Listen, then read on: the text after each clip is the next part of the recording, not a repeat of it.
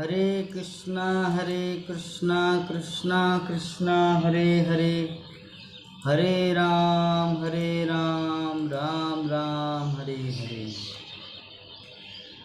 श्रीमद् भागवतम प्रथम स्कंद 12 अध्याय श्लोक संख्या 3। तदिदं श्रोतुमिच्छामो गदितुं यदि मन्यसे दुहि न श्रद्धानानां यस्य ज्ञानमदाक्षुका। अनुवाद और तात्पर्य। ये नंद किशोर माता जी अनुवाद और तात्पर्य पढ़िए। बोला नंबर कैसे पढ़ेगी? ठीक है प्रभु जी, पढ़ रहे हैं।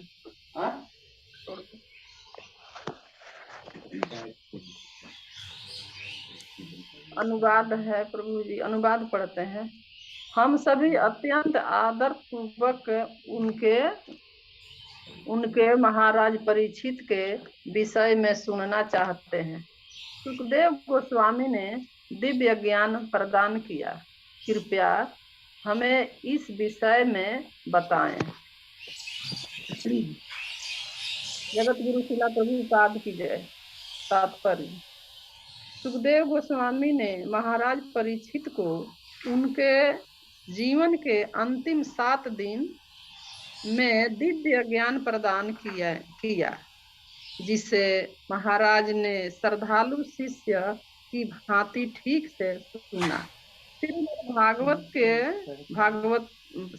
भागवत के इस प्रकार के प्रामाणिक श्रवण तथा कीर्तन का प्रभाव श्रोता तथा वक्ता पर समान रूप से पड़ता है। इससे दोनों लाभवंती हुए थे। भागवत में भक्ति के जिन 9 विभिन्न दिव्य साधनों का वर्णन हुआ है, यदि उनमें से सभी या कुछ का या किसी एक का भी ठीक से पालन हो तो वे समान रूप से लाभप्रद होते हैं। महाराज परीक्षित तथा सुखदेव गोस्वामी दोनों ही प्रथम 2 साधनों अर्थात श्रवण तथा कीर्तन के चला गया, फिर ये हो गया। यहाँ से पढ़ते हैं प्रभु जी, उधर हो गया।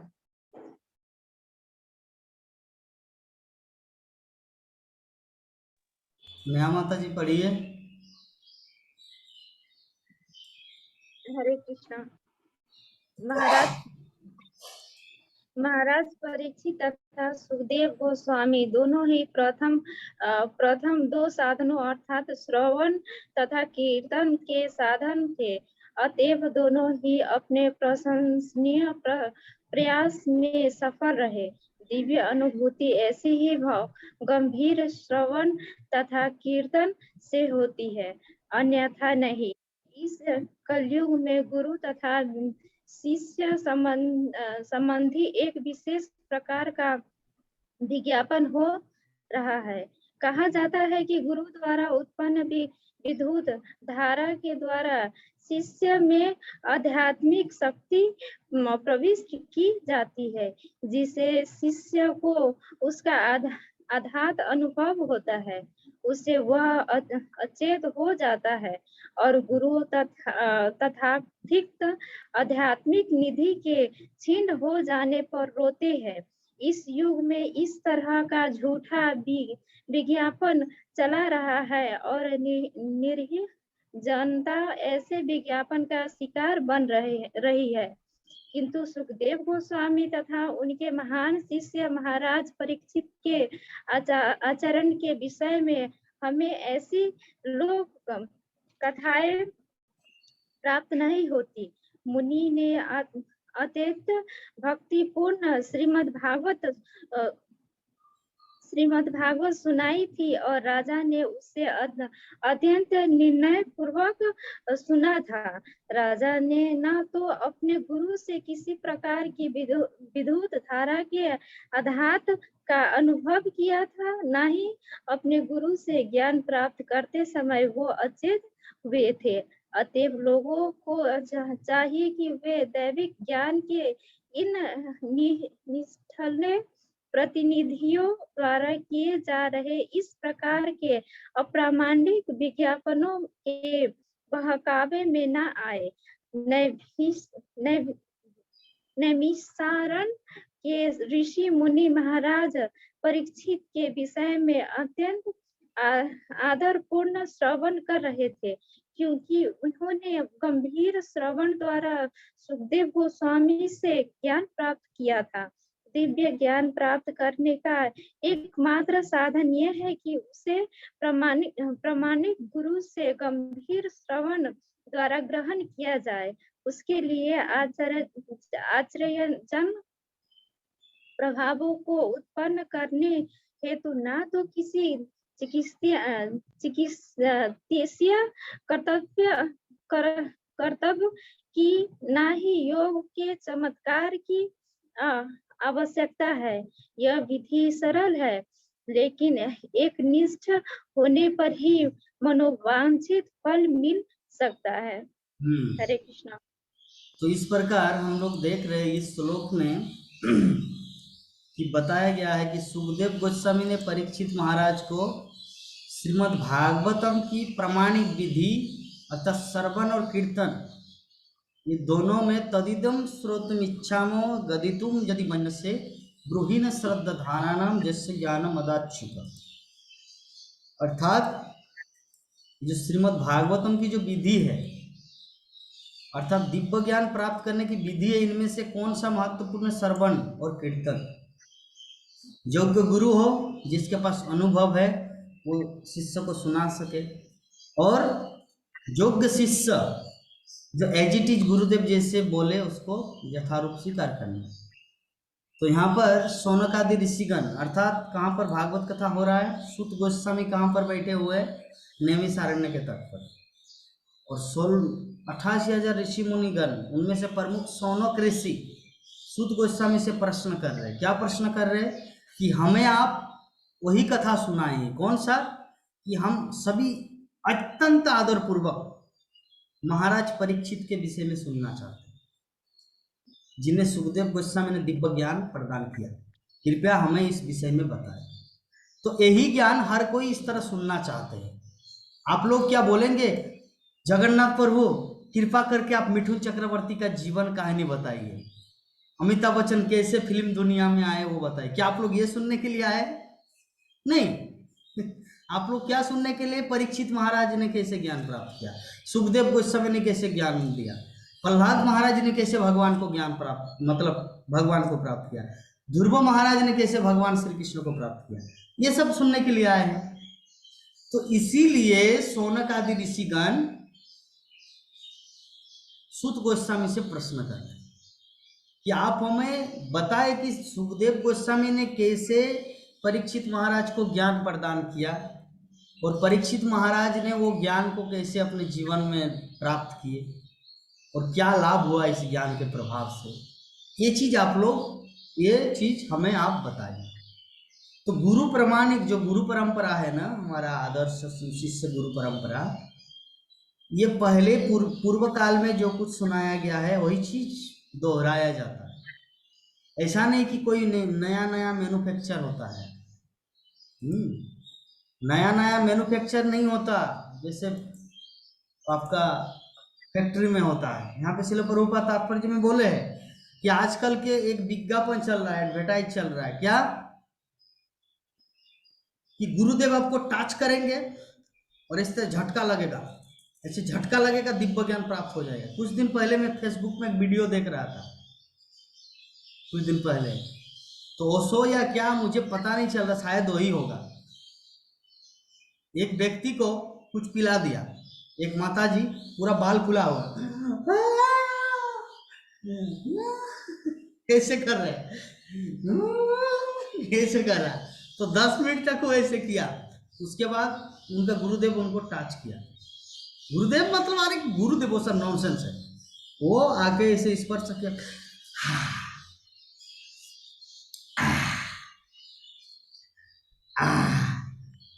मुझे ज्ञान मिल गया, मुझे ज्ञान मिल गया, मुझे ज्ञान मिल गया। वो जाकर बैठ गया। और फिर एक दूसरा लड़का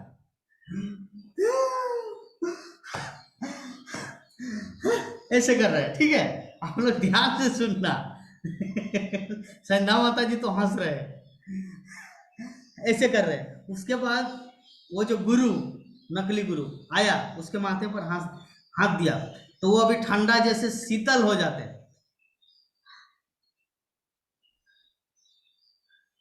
मुझे ज्ञान मिल गया, मुझे ज्ञान मिल गया। तो प्रभुपाद वही चीज तात्पर्य में लिख रहे हैं।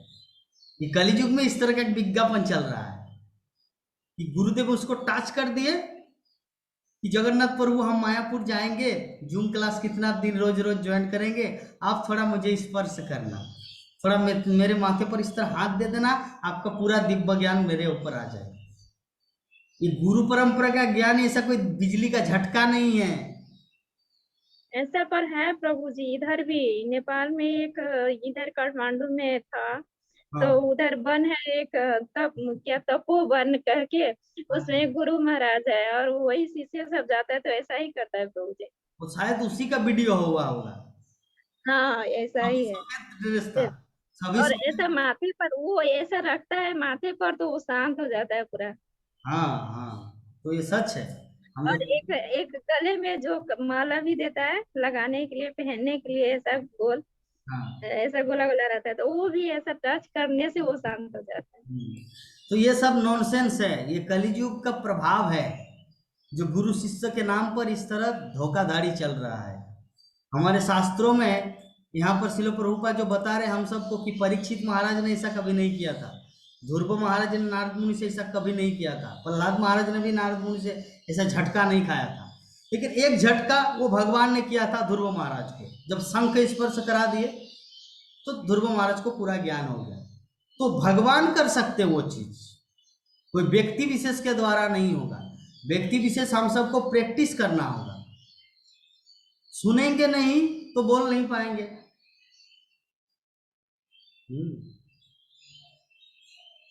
जैसे सुनेंगे उस तरह बोल पर ये पाएंगे। हम, हाँ? हरे कृष्ण प्रभु जी, पर ये प्रश्न हम भी एक दिन पूछे, सोचे थे कि आपसे पूछेंगे कि सच में वैसा होता है, वो रखते ही शांत क्यों हो जाता है? सच में वैसा ही रहता है कि वो झूठा है? वो सब नाटक चलता है, ड्रामा होता है, ड्रामा। तो तो वहां पर होता है प्रभु जी, कितना भी सब होता है वैसा ही करता रहता है, फिर रखने से शांत हो जाता है, तब लगता है कि सच में शांत हो गया, पता नहीं कैसे। अरे बाबा, आप समझते नहीं। चलिए आपको एक चीज आपको उदाहरण देके समझा रहे हैं। जब कोई गांव में मरता है ना, जैसे एक बार आप लोग को बोले थे, चलिए फिर से वो रिपीट कर रहे हैं। मान लीजिए आपकी पिताजी के बहन है या नहीं? है आपकी मौसी है कि नहीं? है कौन सा ऐसा चीज है जो ना हो ताकि आपको दुख ना लगे? चलिए आपका आप, आपका दादाजी है? नहीं है ना? दादाजी नहीं है अभी। अच्छा, चलिए अभी उसका उदाहरण लेते हैं। मान लीजिए आपके दादाजी का मृत्यु हो गया, तो अभी दादाजी के रिलेटेड आप भी है, शिखा भी है, और भी कुछ कुछ लोग हैं। तो वो लोग अभी आए, दादाजी मरे हैं, तो संध्या माता जी आपकी बहन है। तो अभी संध्या माता जी जो है ना, उनका आपके दादाजी के प्रति कोई हृदय का कोई रिलेशन नहीं है, लेकिन रोना पड़ेगा।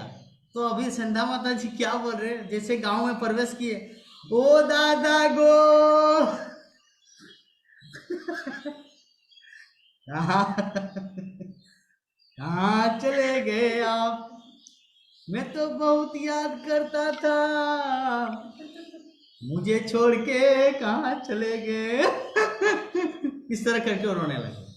तो जब तक उनके हृदय में कोई दुख नहीं है, लेकिन अगर आप नहीं रोएंगे ना, तो गांव वाले बोलेंगे पत्थर का दिल का बना हुआ है, इनके प्रति कोई प्रेम ही नहीं है। इसीलिए वो क्या कर रहे हैं माता जी, संध्या माता जी क्या कर रहे हैं? ओ दादा गो, मतलब वो ड्रामा कर रहे हैं। तो वो जो गुरु शिष्य परंपरा आप जो नेपाल में जो होता है ना, उसका भी नाटक वैसा ही है। ठीक है ना? क्योंकि जहां पे जैसा सिखाया जाता है, जैसे एग्जांपल हम लोग इस्कॉन में क्या सिखाया जाता है कि सन्यासी को देख के दंडवत प्रणाम करना चाहिए। तो कभी कभी व्यक्ति का मन नहीं करता दंडवत प्रणाम करने का, लेकिन दंडवत प्रणाम कर देते और वहां पे पूरा उसका कपड़ा भर जाता मिट्टी से। तो सन्यासी क्या समझता? आशीर्वाद, थैंक यू, आपको आशीर्वाद मिले कि आप दंडवत प्रणाम किए। लेकिन सन्यासी को यह पता नहीं कि वो व्यक्ति मजबूरी में आपको प्रणाम किया। तो उसी प्रकार आपके वहां जो दीक्षा होता है ना, जो शांत हो जाता है, तो गुरुदेव को बढ़ावा देने के लिए, अगर मान लीजिए गुरुदेव उसको मतलब स्पर्श किए, तो अगर फिर भी वो छटपटाते रहे मिर्चा खा के छटपटाते रहे तब तो गुरुदेव का अपमान है। तो लेकिन जैसे गुरुदेव टच कर दंडवत गुरुदेव, तो ये नाटक चल रहा है और कुछ नहीं। बेहोश भी हो जाता है प्रभु जी, सो हाँ? जाता है, पूरा बेहोश भी हो जाता है। बेहोश हो जाता है, ये सब नाटक है। और कुछ कुछ दवा भी खिलाया जाता है हम लोग, ठीक है, दवा भी खिलाया जाता है, भांग खिलाया जाता है, भांग, क्योंकि वो लोग थोड़ी शुद्ध शाकाहारी है कि बिना मीट मछली के, वो लोग पूरा खाता है, सब भैंस सब कुछ खा है, वो लोग का कोई रीति नियम नहीं है। ये सब क्या है जानते हैं? जो शास्त्र विधि मुत्सृज्य, ये शास्त्र विधि के अंतर्गत नहीं आता, ये सब बाहर के हैं। ठीक है, तो इसीलिए हम लोग को तथ्यों को समझना है। तो प्रामाणिक गुरु क्या है? जैसे परीक्षित महाराज ने सुखदेव गोस्वामी से सुना और ज्ञान को प्राप्त किया, उसी प्रकार हम लोगों को यहाँ पे नित्यम भागवत सेवया करना है, सुनना है, तब हम लोग को ज्ञान प्राप्ति होगा। ये प्रामाणिक विधि है। ये विधि क्या है? प्रामाणिक मतलब बोनाफाइड। इसके विपरीत जो भी है इस संसार में, वो सब धोखाधड़ी चल रहा है। दिव्य ज्ञान प्राप्त करने का एकमात्र साधन यह है कि उसे प्रामाणिक गुरु से गंभीर श्रवण द्वारा ग्रहण किया जाए। श्रील प्रभुपाद तात्पर्य में लिख रहे हैं, तभी उनके लिए यह संभव है दिव्य चीज को समझने का। और ये विधि सरल है। अगर कोई एकनिष्ठ भाव से इस तरह भागवत कथा में बैठे रहे, श्रवण करे, क्वेश्चन करे, तो एक दिन उसको पूरा दिव्य ज्ञान प्राप्त हो जाए। ठीक है, इस प्रकार आज हम लोग श्रीमद् भागवतम प्रथम स्कंद के 12 अध्याय का श्लोक संख्या 1, 2, 3 सौनक ऋषि जो प्रश्न किए उसका आज हम लोग पाठ किए। कल सुत गोस्वामी उत्तर देंगे, परीक्षित महाराज क्या क्या किए, क्या क्या नहीं। कल से हम लोग सुत गोस्वामी से स्टार्ट करेंगे। तो इस संबंध में अगर किसी भक्त के हृदय में किसी भी तरह का कुछ प्रश्न हो तो आप लोग पूछ सकते हैं। आज अच्छा लगा कि नेहा माता जी कुछ प्रश्न किए। मैं चाहता हूं इस तरह और भी कुछ क्वेश्चन आए। कुछ क्वेश्चन है अभी रिसेंट?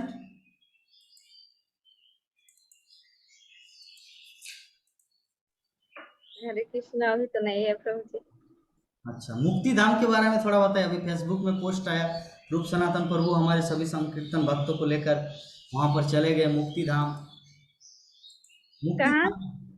मुक्ति पशुपति नाम बोल रहे हैं, पशुपतिनाथ। पशुपतिनाथ, पशुपतिनाथ से निकल गए शायद वो लोग। हाँ, तो वहाँ पोखरा गए थे। हाँ? हाँ, पोखरा गए थे, उधर से शायद काठमांडू आए हैं।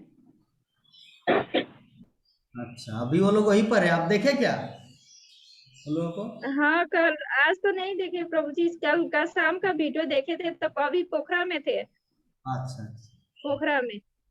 ठीक, तो चलिए कुछ। उधर भी बहुत अच्छा अच्छा मंदिर सब है। हाँ, चलिए आपके घर में रुकेंगे, हम आएंगे कभी, लड्डू को साथ में लेकर। प्रभु जी, प्रभु जी,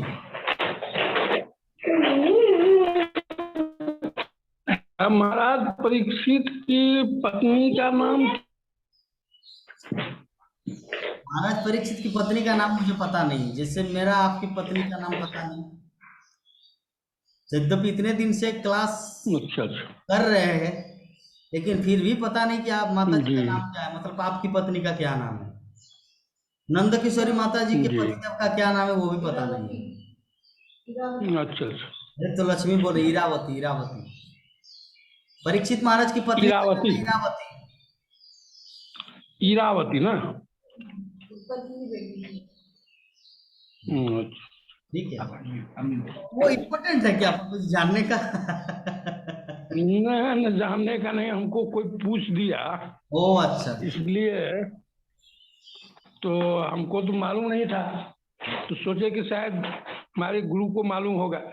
वो तो मालूम होगा, लेकिन विषय वस्तु ये है, जिस प्रश्न से हमारे खुद का कुछ आध्यात्म कल्याण है तो उस विषय में प्रश्न करके लाभ किया। जैसे मैं अगर आपसे पूछूं, प्रभु जी जी।